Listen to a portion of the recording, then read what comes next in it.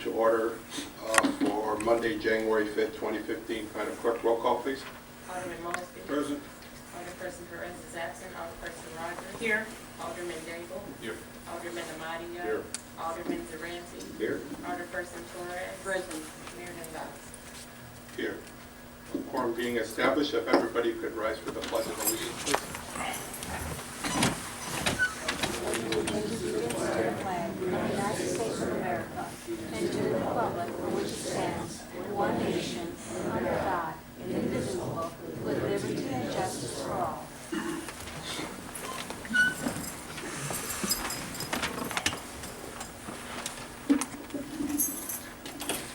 Our Corporation Council will be joining us this evening. He did have a family emergency, and we just hope everything is going well with the family. So our prayers are with our Corporation Council, and I just wanted to let the board know why he's not here tonight. I think that's the first time he hasn't been here. So starting with communications, First Ward Alderman. Good evening, Mr. Mayor, City Council. I wish everyone a happy new year. Just to announce that my next ward meeting is this Thursday, January 8th at 6 p.m. I'm not asking for any department heads to be out, and if the weather is as bad as they forecast, we might cancel that meeting. Also, if you know, with this bad weather, my church is open, so if you know any homeless speaks up there, just out. Church, 1417 Emerald Avenue, will be open all week long, providing some warm hot chocolate, coffee, a snack.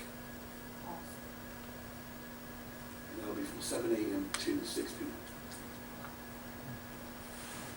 Thank you, Alderman. Third person, Alderman. Alderman. Mr. Mayor and everyone, I would like to wish everyone a happy new year. I assume everybody had a good holiday, and I'm glad we all made it safely through. Just want to thank everyone for coming out and helping with our Christmas celebration, which was held at the facility on December 20th. Thanks to Commissioner Gardner for coming out on behalf of Park District, and so many others that came out, Clerk Wilcox and representing the library and the mayor for helping out. And it was a really, really, really awesome collaboration, and we serviced over 150 some kids, and so it turned out really, really good. My next ward meeting will be February 12th at 6 o'clock p.m. at Chicago Heights Park District, and that concludes my report. Thank you. Fourth Ward Alderman. Thank you, Mayor. I just want to wish everyone, I hope they had a happy new year coming in the new year. And I also want to say, thanks right now to the Public Works and Streets for getting the streets cleared last night. I know it's going to be, we were just talking about it's going to be a cold one and possibly a lot of snow, so we appreciate the work you have to do to keep the streets open for everyone. So thank you for that. And I was just driving down the street, and I've seen a little bit in the news. You know, you've seen the blue ribbons around town. I've seen some in Flossmoor, I've heard them all the time.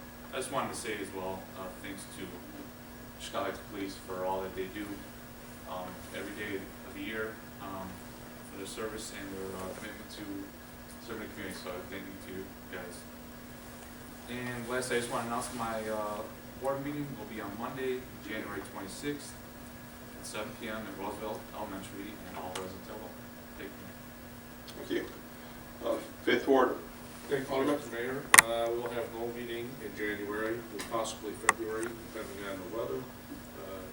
Ditto on the Happy New Year to everybody. Hope you have a healthy, prosperous, and safe New Year.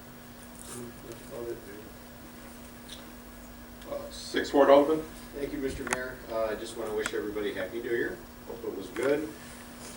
Nice, happy, safe, prosperous, healthy new year.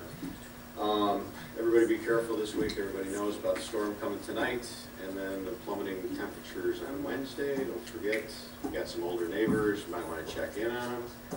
I'll be checking in on the mayor.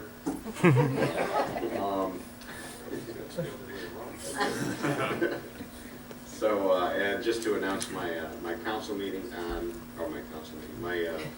my ward meeting On the 29th of January, it's going to be at Commissioner's Park along with Commissioner Strazik from the Park District. Thank you. Thank you, Alderman. 7th Ward Alderperson. Thank you, Mayor. I wanted to thank Jessica Garner, of course, Jerry Bland, and Officer Robles for coming to the meeting and addressing the residents' concern. I was very happy with that. Thank you. My next ward meeting would be March 19, 6:30 at the Chicago Heights Park District. And also, I wanted to bring out the Habitat Weatherization Program. It needs 100 residents for the weatherization program, and the deadline is January 24th, so I was hoping we could put that out for the residents. And that would be all. Thank you. Moving on to public participation. Thank you, Mayor and City Council. We have 2 for public participation, Bill Palsak and Chuck Derringer. And I remind everyone that we do allow 3 minutes for public participation per person. Good evening. Bill Paulson, 93 East Craig Drive. First of all, I'd like to commend the mayor and the staff for the visible improvements in Chicago Heights. They are very well. Thank you. One other thing today, viewing the plowing of the streets today on East Craig Drive, I feel that if the city is paying about $100,000 a year for the salt that it costs, about 50% of that is being wasted. And just viewing the trucks today on East Craig Drive, he was on the opposite side of the street, close to the curbing, doing a good job. But at that time, his salt spreader was working. 50% of that salt went to the grass, 50% went to the street. And he proceeded up to Pamela Drive and then turned and then came back on my side. And he did the curbing, close to the curbing. And again, 50% of the salt is on the street, 50% is onto the curbing to the sidewalk. In past times, 2, 3, 4, 5, 6 years ago, I try and keep up my grass real good in the summertime, but it dies from all the salt that's on there. I've had pieces 1.5 inches in diameter of salt 30 feet up to my driveway in past times in the last few years.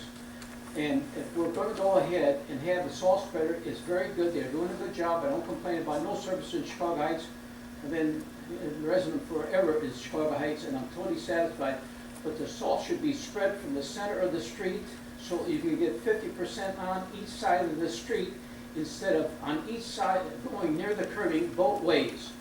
Because you're throwing away, as I say, if the city is paying $100,000 for salt, $50,000 of that is being wasted going on the grass and the driveways.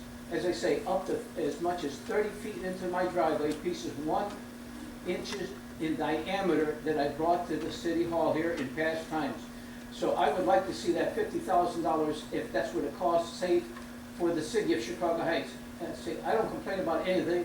All the services are great in Chicago Heights, but that situation should be corrected so we can have another $50,000 in our pocket to spend for the affirmative, not for the negative.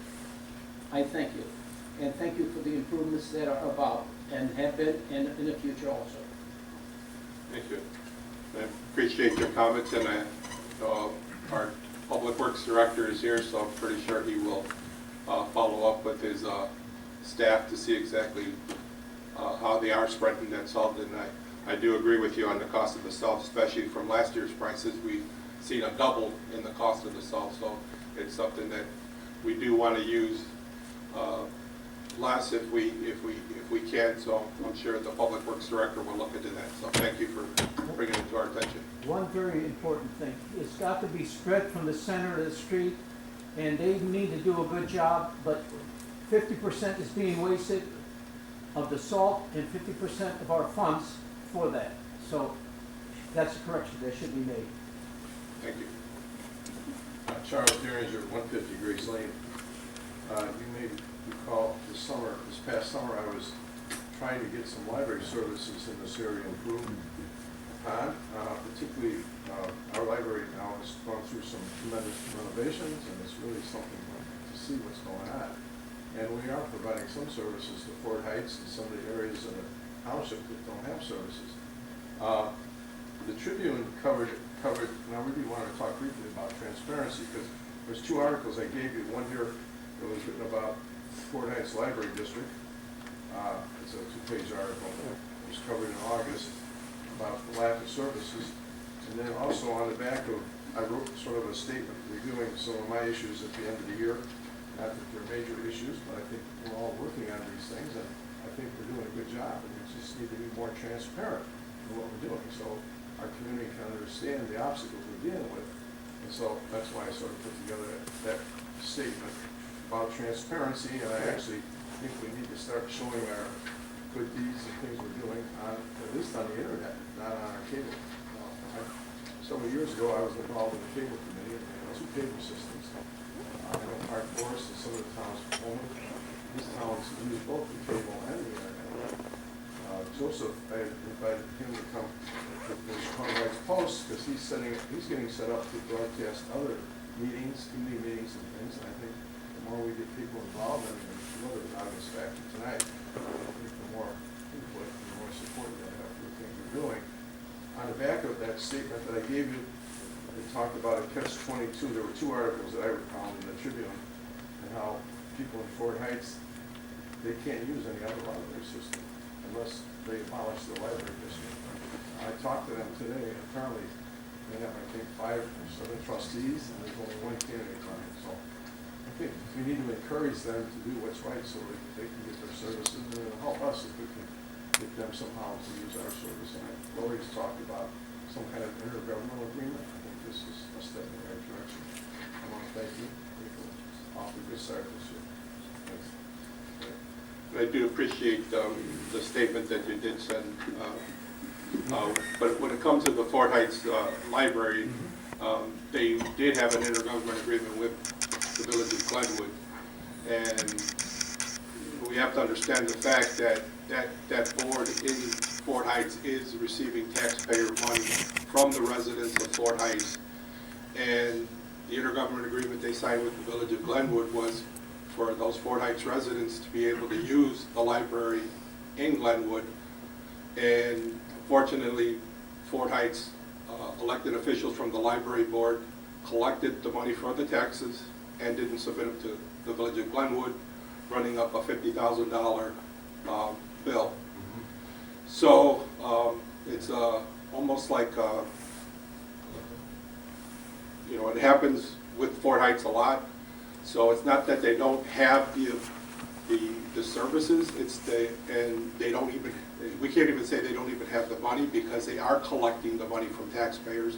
They're not submitting it to the Village of Glenwood. Therefore, Glenwood did not allow them to use the library anymore. Currently, Fort Heights owes us over $1 million for water that we have provided to them. They are collecting money from their residents, and they're not submitting them for payment to us.